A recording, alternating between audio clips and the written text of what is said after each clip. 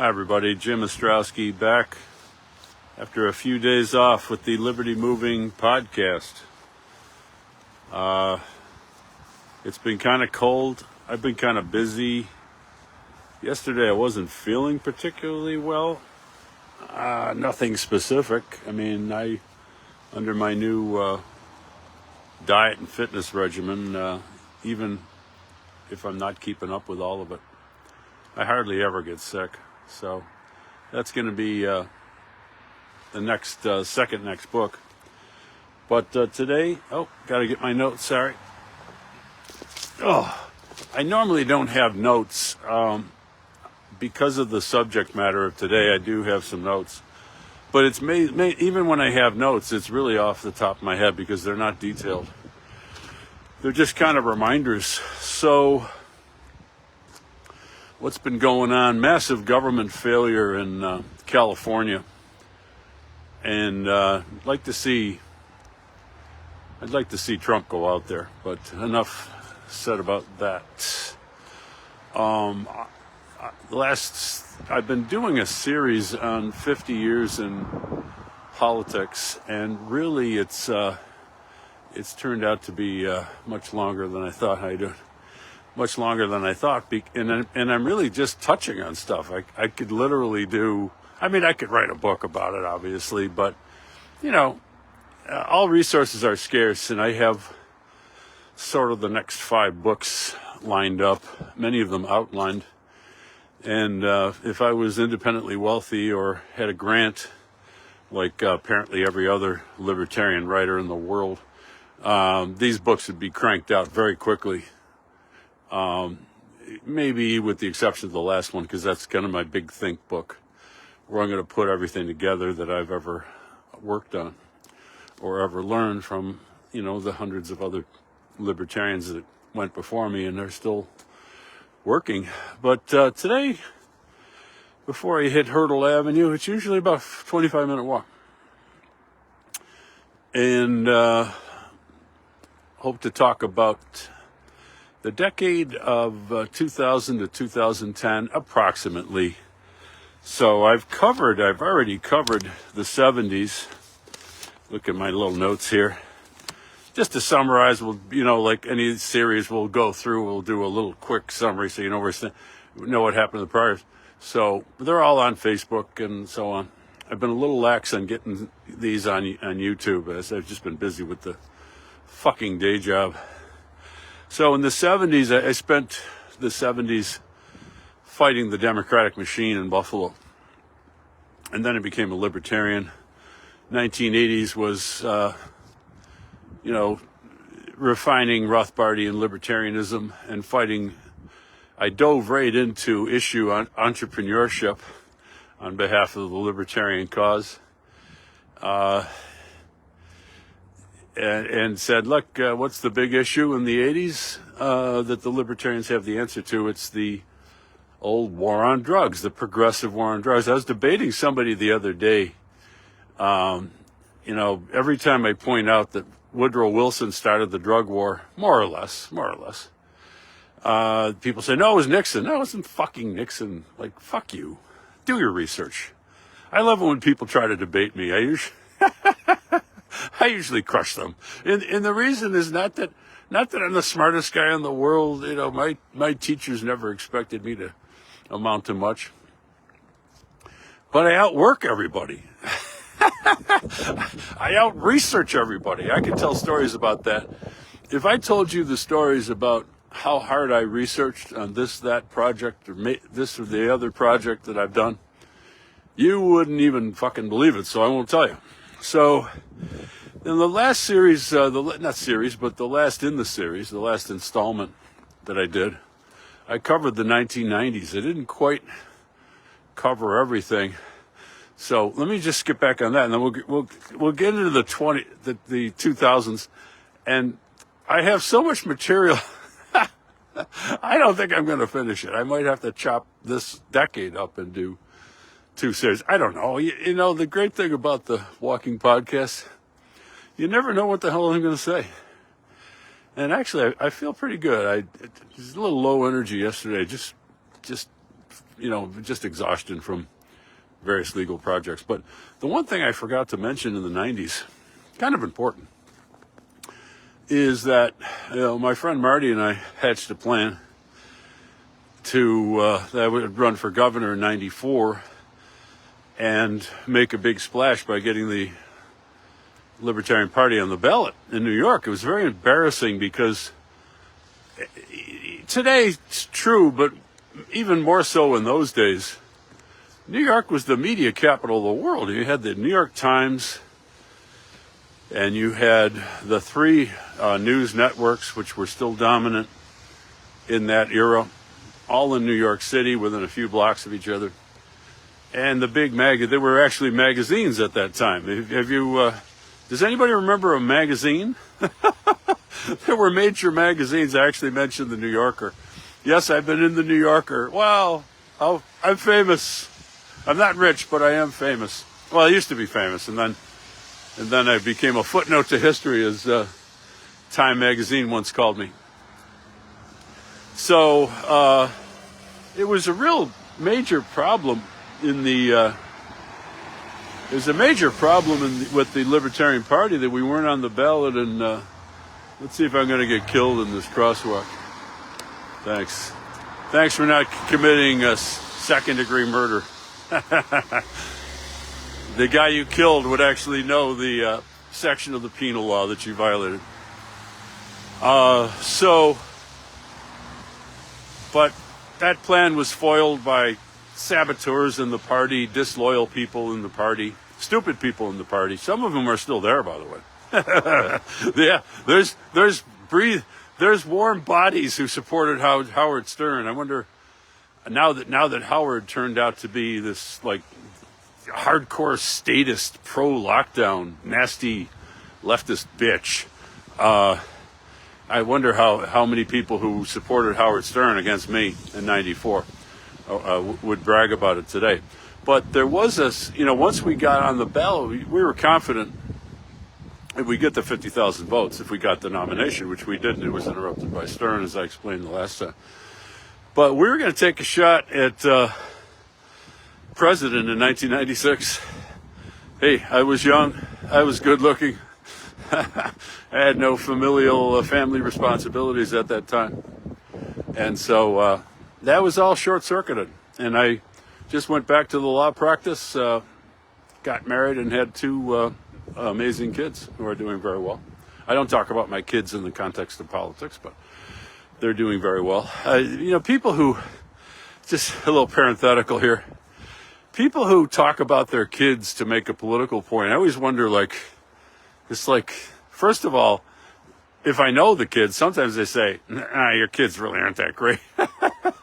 But, and the reason I don't do this, and the reason people shouldn't do it, if I say, well, government school sucks, and I believe in private schools and homeschooling, and that's what I did, and look at my kid. Well, okay, so you then, your son or your daughter become Exhibit A in some political argument, and you sort of waive their right to privacy. So, no, we don't talk about the kids. They're doing well. I would only say that, say somebody questions me, well, you hate government schools so much. Did you use them? No, I did not. But that's not about my kids. That's about me. Because if I sent my kids to government schools after writing a book, government schools are bad for your kids, that would be a reflection on me. That would be a reflection on me. So, just wanted to add that little tidbit. So let's talk about the 2000s. It's like, I'm never going to get through all this. So I went to a Mises Institute anniversary. I think it was 2002, and I can't remember what anniversary it was. 20th, maybe? Can't remember. It doesn't matter. And Lou Rockwell wanted me to give a speech, and I said, well, let me do something about Rothbard and Rothbard's influence on me, and I'll use as a case study the decline of Buffalo, and use Rothbardian ideas to explain that. And the thing just ballooned. It got bigger and bigger and bigger. And I talked a little bit about this in another podcast, but I'll redo it because it's part of this series here. I had this 25,000 word essay. Long story short, I decided to publish an anthology of my articles, starting with that, and that's the book Political Class Dismissed. So again, I could go into this in so much greater detail, but this is really just a panoramic view of 50 years in politics. So the book took me a couple of years to put it together and figure out how to publish a book. You know, I'd never done it before, and I didn't want to deal with a publisher. I don't like publishers. I've made that clear. Although I did talk to a publisher recently because I'm getting a little tired of the the work and all the details and the lack of marketing. But at that time, I just decided to publish myself. So I formed my own publishing company called Casanova Books, named after my boyhood park where I basically spent my youth in South Buffalo. Love it. Olmsted Park. Boy, we didn't know who Olmsted was, but so the book came out, and it was like it became a popular book locally. There wasn't on-demand printing, so that hurt a lot. But I did get a review in the Buffalo News. It was a positive review, which is odd when you think about it, and created a bit of a sensation. And people said, well, gee, Jim, like, you've diagnosed all the problems, but you don't offer any solutions, which is absolutely true. There's no solutions in that book, as I would add to many, many later books. Because at that time, I'm not sure if I really knew the solutions. And that's what's interesting about this 50 years in politics. I experimented. I tried this, that, and the other thing. I basically tried everything. And it's the lessons I learned in the 50 years that have led me to my current view of strategy, which is quite unconventional, quite bold, and really, I think, quite pioneering. And the reason why, so if you want to know like why I say we should do this, that, and the other thing, and not do this, that, and the other thing in 2025, it's because I've been doing this for 50 years. I've tried everything. I've tried everything you're going to try. Why bother? Why bother? I mean, that's the great thing about human beings. We don't have to just, stick our hand in the fire a million times. At some point, you figure out that somebody, don't stick your hand in the fire. So, or you learn from other people sticking their hand in the fire. So I don't want to do that. So, but people said, well, what are we going to do now? The book was published in 2004. And I said, well, I think what we need a think tank for Buffalo. We need a small independent think tank to come up with what I call I can't remember the slogan we used. I'll think about it. I'll think of it later. So practical solutions to problems. So, and that's what we did. So we had, at the same time, there was a movement called this was pre-Tea Party. It was we called it the Tax Revolt. So, and I can only really touch on the details. Excuse me. There was also a movement called Primary Challenge, and Primary Challenge wanted to sponsor candidates in primaries. I think quite wisely. That's where the action is, and I supported that. We kind of formed a joint effort, but my thing was called Free Buffalo. We later incorporated as Free New York, Inc. And we, mainly me, we raised a little bit of money. We got an office on Hurdle Avenue. It was pretty wild. It was right in the heart of liberal democratic Buffalo. A lot of machine people walking by. Some of them actually came in once or twice. But we published a bunch of studies on how to solve the problems of Buffalo by shrinking government and cutting spending. And they were very practical, nuts and bolts things. They weren't super radical, like let's get rid of the public school system, but they were things that moved in the right direction in many different issues. And that website's still online under archive.org. And I'll get into what happened to the organization. But for about 2 years, we were very active. We had many meetings. We had press conferences, press releases, policy studies. We had a fundraiser, I think, at our peak in '05. We had 550 people pay $10 to go into the old abandoned railroad station to have a fundraiser. And it's like, try to get 550 people to show up at a political event. Now, ask them to pay $10. Try that sometime, folks. Don't try this at home. I kind of know what I'm doing when I get involved in political organizing. There's a couple deer in the woods here. I wonder what the hell I'm doing. So we started Free New York. Primary Challenge was up and running. I helped them out. We all sort of worked together and ran. We supported one of the first. We supported a bunch of candidates in 2005, and we didn't really have our own candidates at that time. So I'm mixing up my years. We did support a few candidates. They weren't particularly successful, and the reason is it's all explained in my various books. The political system is rigged, and you can be a good, solid person and successful in your career, and then you run for office and nobody knows your name. You don't have any money, you don't have any troops, half the time you're not getting on the ballot. And so this experience really provided background for future books that I would write, talking about direct action being the solution. And eventually some of the leadership in this movement, they seem to be more interested in, I'm not going to spend time trashing people, and it's really a long time ago, but some of the people,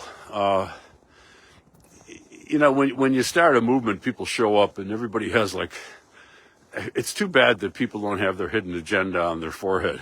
Because I'm there trying to let's use, one of the things I was trying to do, by the way, was introduce libertarian ideas into Buffalo, which is sadly lacking in them since Grover Cleveland left town. But some of the people had a different agenda, and eventually the thing broke up over inability to raise money because we were pursuing the general interest, and only special interests can raise money.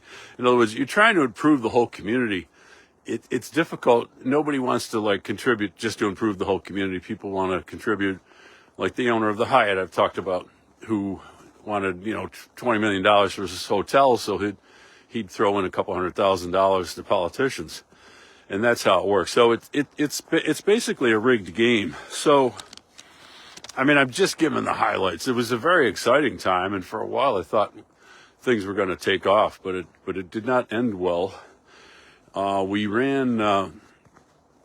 Dave DiPietro ran for state senate in '08 against Dale Volcker, almost won. That would have been a huge victory, but he didn't quite make it because of gerrymandering. I won't get into the details, but that's why he lost, because he won in Erie County, but he lost in the outer counties because the district was gerrymandered. That's one of the things that the machine does to rig democracy so that it doesn't work except for the machine. So at some point, we kind of merged with the Ron Paul movement because it was basically the same movement. So I got very active in Ron Paul, or '07, '08.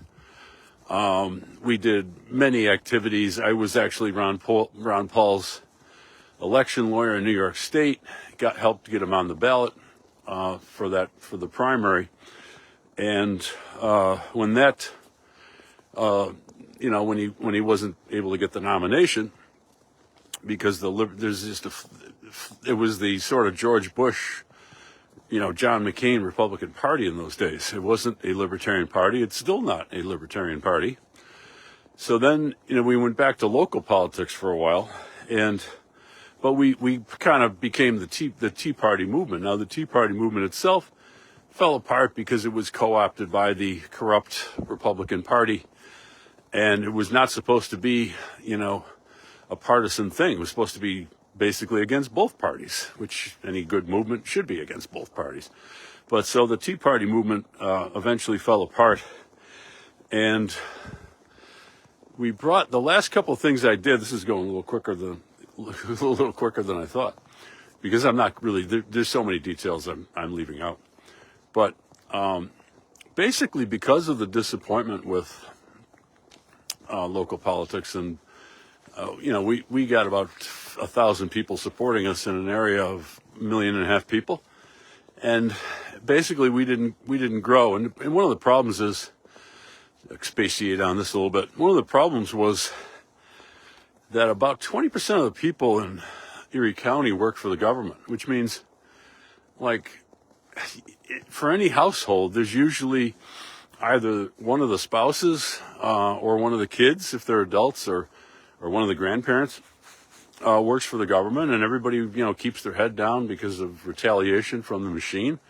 So there's not a lot of independence. The business community is scared because they know that the government can retaliate against them if they exercise their right of free speech through regulatory harassment, prosecutorial harassment, the denial of grants, the denial of tax breaks, the denial of contracts. There's a lot of businesses like insurance that rely on government contracts, and law firms. All the big law firms are basically, in my opinion, not my opinion, it's a fucking fact, almost all the big law firms are beholden to the powers that be because they make a tremendous amount of money representing government agencies. There's so much stuff I could talk about, but the bottom line, I'm trying to keep this big theme here.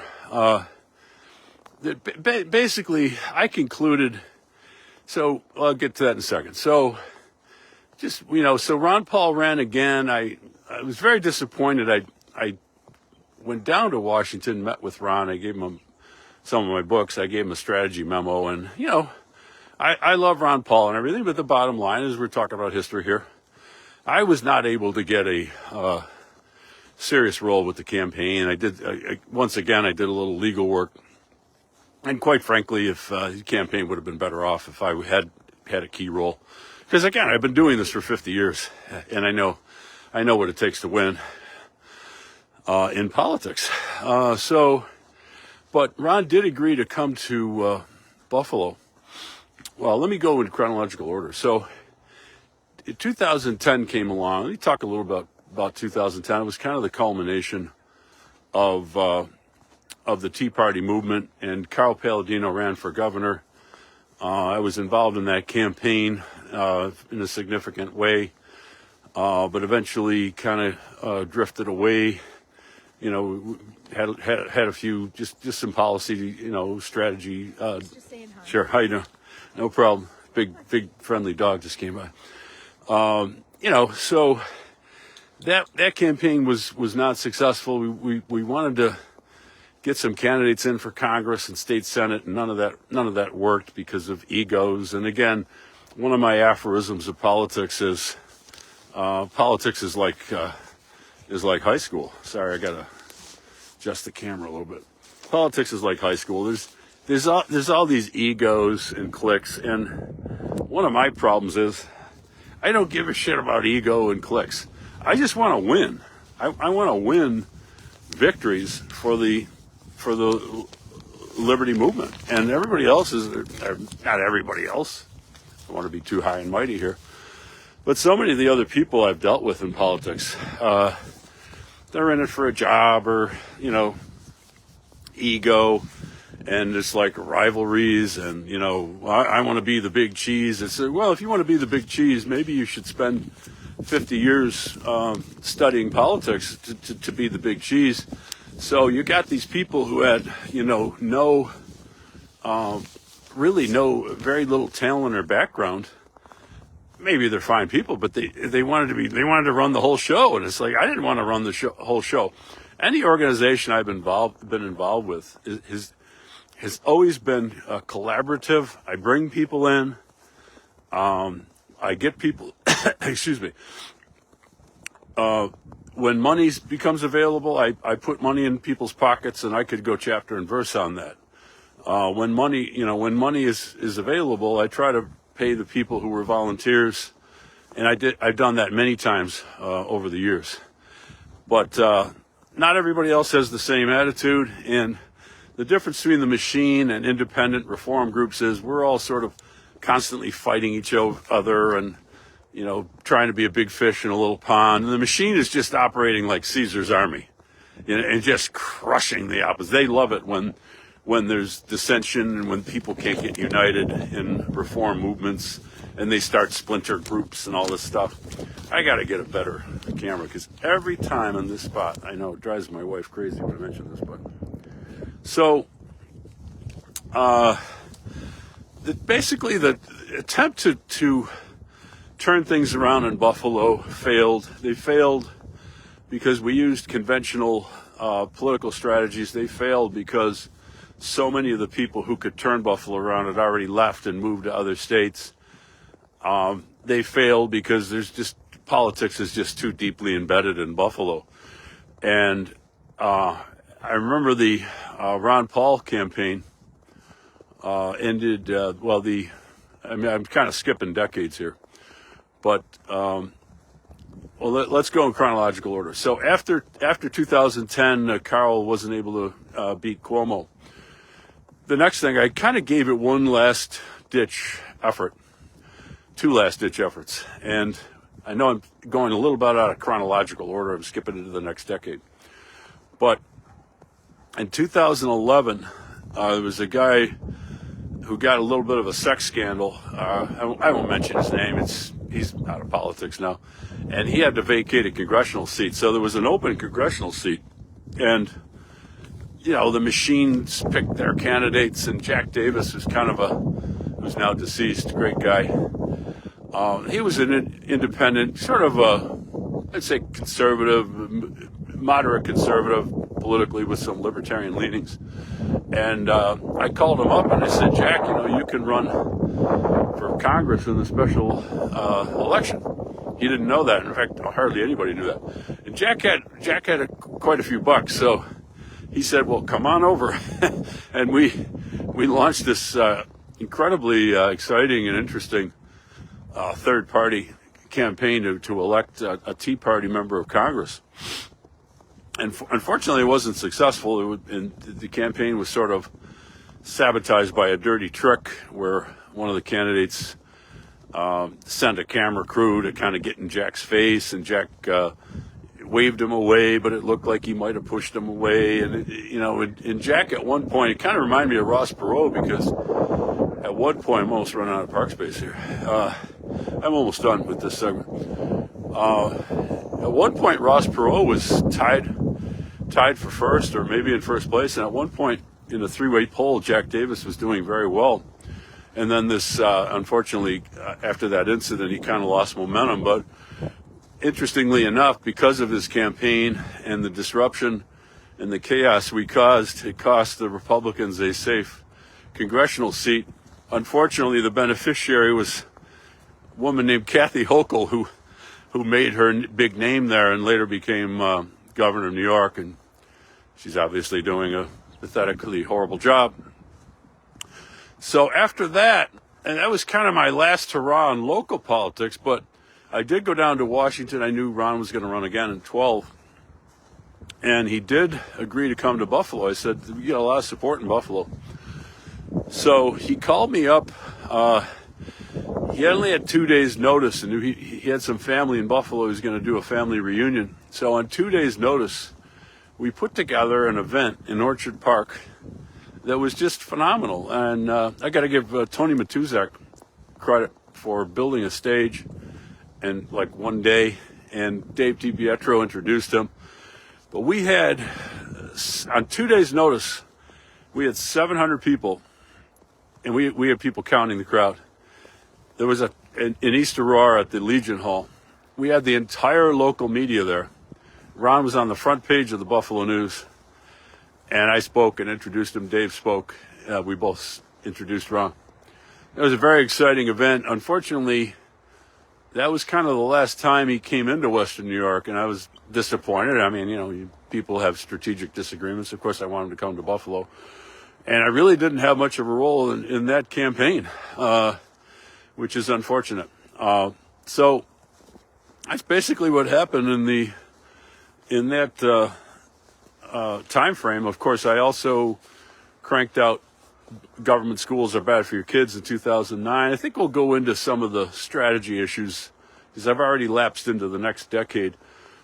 Direct Citizen Action was written kind of a Tea Party a manual for the strategy manual for the Tea Party movement. And in those books, in both of those books, and in several later books, I talk quite a bit about, how we need a new strategy. We need a strategy of direct citizen action because politics is rigged. And I had learned that not only as a Democrat, but in the 1980s, I learned that by trying to support Libertarian Party candidates. And then I spent, the next decade saying, well, let's go into the Republican Party and be active there. But that didn't work either. So the lessons I learned in the 2000 to 2010, 2011 decade, they were not for naught.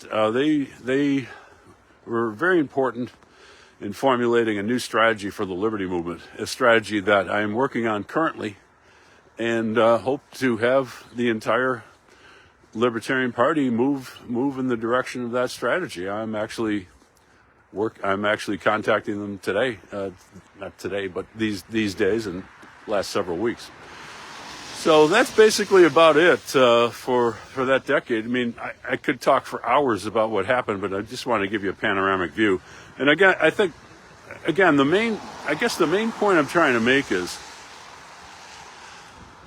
this isn't just a history lesson. This is a lesson of various things that we've tried and failed to do. I've tried and other people have tried. I've been involved in group efforts. And so the strategies that I'm talking about now, which is focused on direct citizen action, they're based on decades of experience. So when you're deciding, whose plans you want to support in the liberty movement, and I don't know if anybody else has any plans. I mean, other than the same things that have failed to work.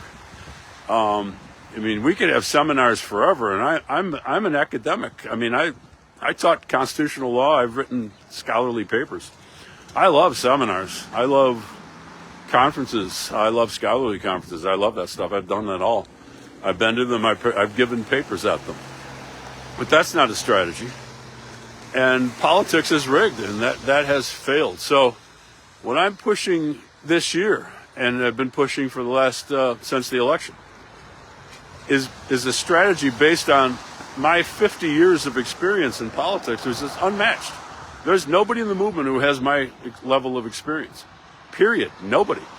And nobody's written a detailed analysis of strategy. So that's what this is all about. It's not just a trip down memory lane. It's fun and interesting, I hope.